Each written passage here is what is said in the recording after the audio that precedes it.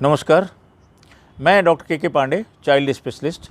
East Delhi में practice करता हूँ हेल्थ इंक के लिए। कोविड-19 की पहली वेव ख़त्म हो चुकी थी, लेकिन कुछ दिनों से, जैसा कि आप भी देख रहे हैं, दूसरी वेव आ गई है। अब जबकि हम ये वीडियो बना रहे हैं, इस वक्त केसेस की संख्या प्रतिदिन 60,000 के करीब हो रही है। इस चीज़ के साथ ये सवाल ये भी उठता है कि क्या ये सेकेंड वेव पहली वेव से ज़्यादा खतरनाक होगी?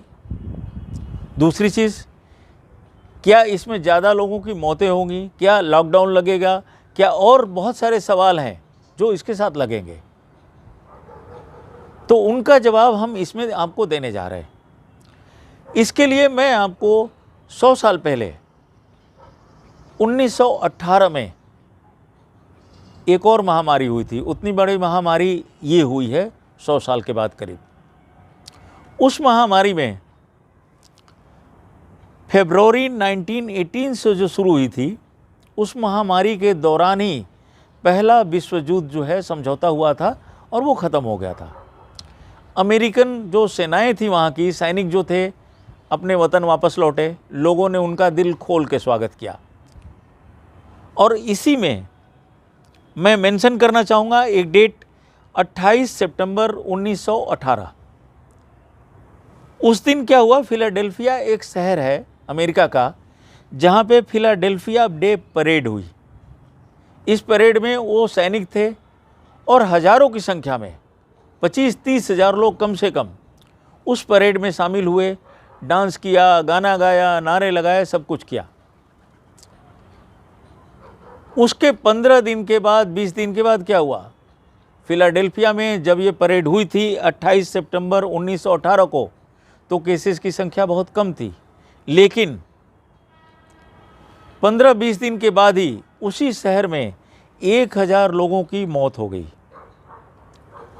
मार्च 1919 तक, मतलब करीब 6-7 महीनों में, उसी फिलाडेल्फिया शहर में 15,000 लोगों की मौत हो गई थी। यही वायरस था। इसी का एक दूसरा रूप था जिसको स्पेनिश फ्लू कहा गया था। अब आइए एक दूसरा पहलू। उस वक्त दवाएं नहीं थी। आज हम लोग भाग्यशाली हैं कि हर तरह की दवाएं हैं, वेंटिलेटर है, आईसीयू है। उस वक्त सिर्फ एस्पिरिन दवा होती थी और कोई दवा नहीं थी। सिर्फ मास्क लगा के और इस तरह के प्रिकॉशंस लेके आदमी अपने आप को बचा पाया था।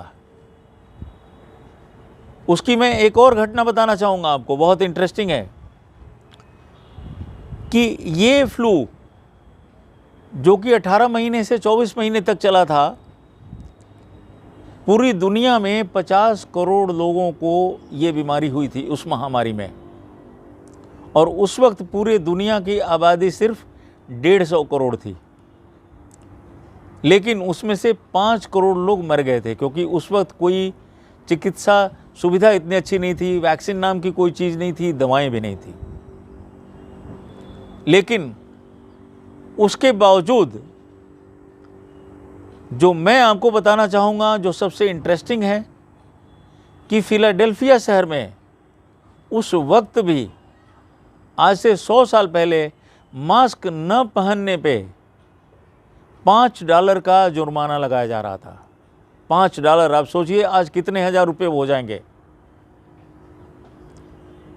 तो हमारे आपके लिए मास्क पहनना, बेसिक प्रिकॉशंस लेना, ये कितना ज़रूरी है, आप इन घटनाओं से समझो कि एक छोटी सी परेड के लिए, जिसमें ठीक है विश्व युद्ध जीत के आई थी सेनाएं, आप स्वागत करिए उनका, लेकिन जो परेड निकली उसकी वजह से 15,000 लोगों की जान चली गई।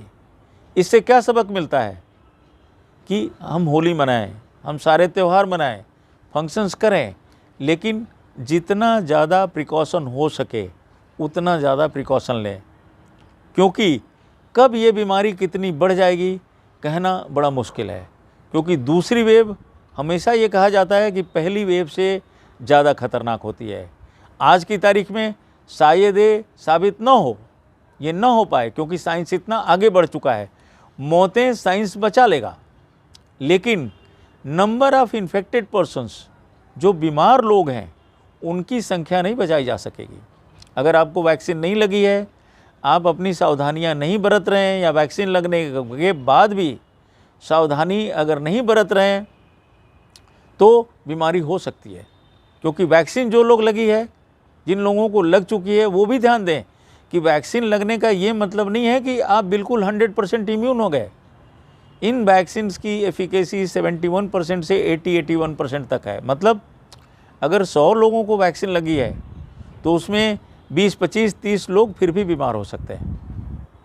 हाँ, वैक्सीन लगाने का एक फ़ायदा ज़रूर है कि वैक्सीन अगर किसी को लगी है तो वो बहुत सीरियस नहीं हो रहा है। मैं खुद ऐसे लोगों को जानता हूँ, डॉक्टर्स को जानता हूँ, जिनकी उम्र 2 लोगों की 60 से ऊपर है। एक 70 साल से ज़्यादा उम्र के भी डॉक्टर साहब हैं जिनको वैक्सीन लगी है, लेकिन क्योंकि मरीज़ देखते हैं, मरीजों के बीच में रहते हैं, बीमारी हो गई, लेकिन कोई भी हॉस्पिटलाइजेशन नहीं हुआ है। घर में ही वो लोग ठीक हो गए, क्योंकि वो बाकी सावधानियाँ बरत रहे थे। तो आपको ये ध्यान देने की ज़रूरत है। दूसरी चीज़ जो आपको ये बताना है कि इस वायरस के बारे में, कि ऐसा नहीं है कि केसेस की संख्या कम होगी। जैसे आपने देखा होगा अगस्त और सितंबर में 2020 में आपने देखा था, रोज़ लगभग 1 लाख केसेस, 90,000 से 1 लाख केसेस आने लगे थे। और तब क्योंकि वैक्सीन नहीं थी, हॉस्पिटल में बेड मिलना मुश्किल था। ख़ासतौर से दिल्ली एनसीआर में या बड़े शहरों में आप देख रहे थे कितनी बुरी हालत थी। भोपाल में, इंदौर में, महाराष्ट्र में, गुजरात में इतने लोगों की मौतें हो रही थी, इतने लोग हॉस्पिटल बेड के लिए परेशान थे। दिल्ली में भी यही हालत थी। तो वो हालत फिर आने की उम्मीद नहीं है। लेकिन ऐसा नहीं है कि लोग बीमार नहीं पड़ेंगे। जिनको वैक्सीन नहीं लगी है वो सीरियस फिर भी हो सकते हैं। और अभी सिर्फ 5 करोड़ को लगी है, 5 करोड़ से ज़्यादा लोगों को लग चुकी है।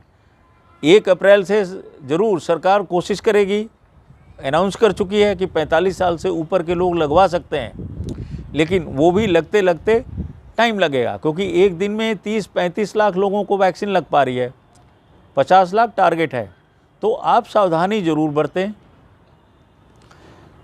ये जो फ्लू है, ये जो वायरस है, दूसरे एपिसोड में पहले से ज़्यादा खतरनाक होगा। खतरनाक का मेरा मतलब यह है कि नंबर ऑफ़ इन्फेक्टेड पर्सन जिन लोगों को होगा वो बहुत ज़्यादा हो सकते हैं। आप देखिए रोज़ 60,000 के करीब हो रहे हैं, लाख पहुँचते अगले 15 दिन में। कोई बड़ी बात नहीं अगर लाख लोग पर डे बीमार होने लग जाएं। और एक चीज़ ध्यान रखिए, बीमार होने के बाद किस मरीज़ में क्या कोर्स लेगी बीमारी, ये कहना किसी के लिए भी बड़ा मुश्किल है। अभी भी परफेक्ट इलाज इसका नहीं है, वैक्सीनेशन ही खाली इलाज है। अपना ध्यान रखें। आगे फिर मिलते हैं अगले वीडियो के साथ। आपके कोई सवाल हैं तो यूट्यूब पे जो क्वेश्चन बॉक्स है उसमें जाके पूछें। अगर आपने सब्सक्राइब ये चैनल नहीं किया, सब्सक्राइब ज़रूर करें, शेयर करें। नमस्कार।